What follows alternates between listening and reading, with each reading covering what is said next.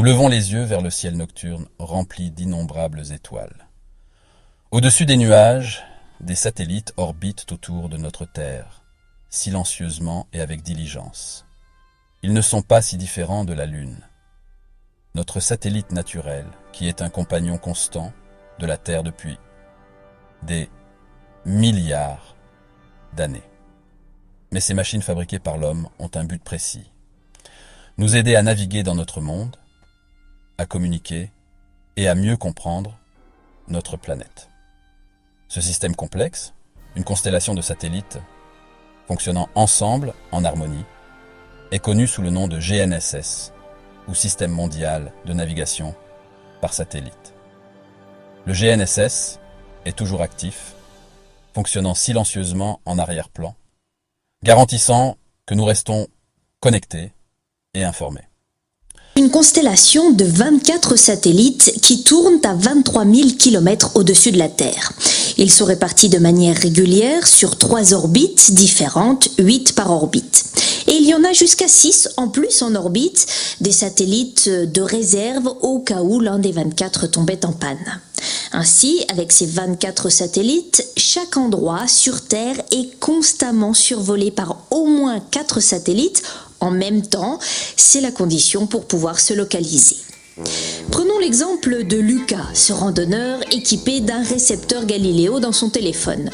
Je parle de Lucas, mais notez bien qu'il n'y a pas de limite. Même si 1 milliard de personnes l'utilisent en même temps, le système sera toujours aussi performant.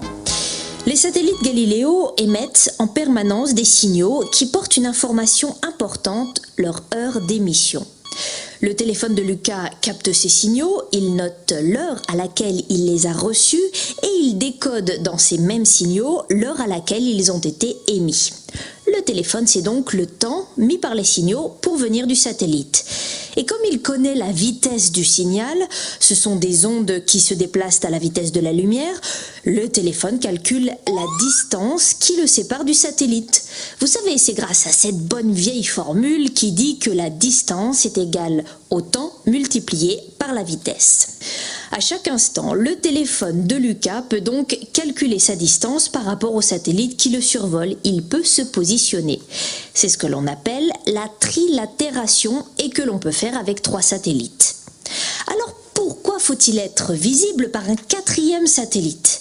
Eh bien, c'est parce que le système fonctionne sur la mesure du temps grâce à des horloges placées à bord des satellites et dans les récepteurs comme le téléphone de Lucas. Toutes les horloges des satellites Galileo sont parfaitement synchronisées. Ce sont des horloges atomiques ultra précises, mais pas les autres. Le téléphone de Lucas a peut-être 1 seconde de décalage. C'est pour cela qu'il faut un 4e satellite pour synchroniser toutes les horloges entre elles à 10 milliardièmes de seconde près. Et c'est utile. Une erreur de 3 milliardièmes de seconde dans la mesure du temps, c'est une erreur d'1 mètre dans la localisation. GNSS signifie Système mondial de navigation par satellite. C'est un réseau de satellites qui fournit des informations de géolocalisation et de temps à un récepteur n'importe où sur Terre. C'est comme un GPS mondial, mais beaucoup plus complet.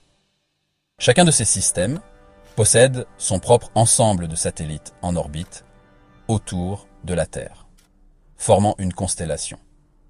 Ces satellites envoient continuellement des signaux vers la Terre qui sont captés par les récepteurs. Les récepteurs, comme ceux de nos smartphones, voitures et même certaines montres, captent ces signaux en calculant le temps que mettent les signaux pour voyager des satellites au récepteur.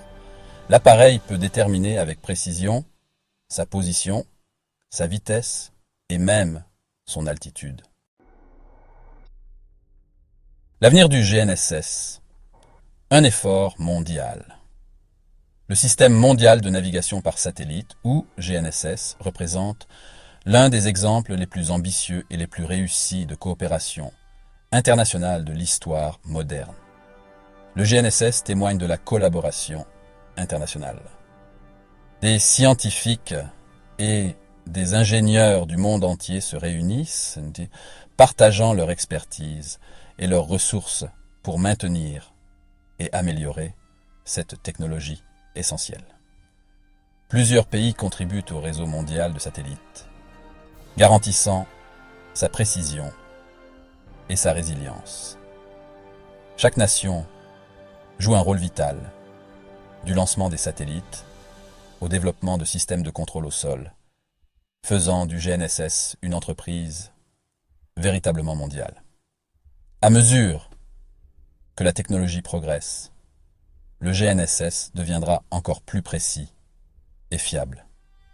Des innovations dans la technologie des satellites et le traitement des données sont constamment développées, repoussant les limites de ce que le GNSS peut accomplir.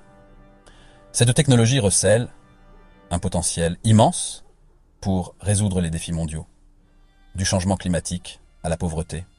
Les applications du GNSS sont vastes, notamment la surveillance de l'environnement, les interventions en cas de catastrophe et la gestion efficace des ressources, ce qui la rend indispensable au développement durable.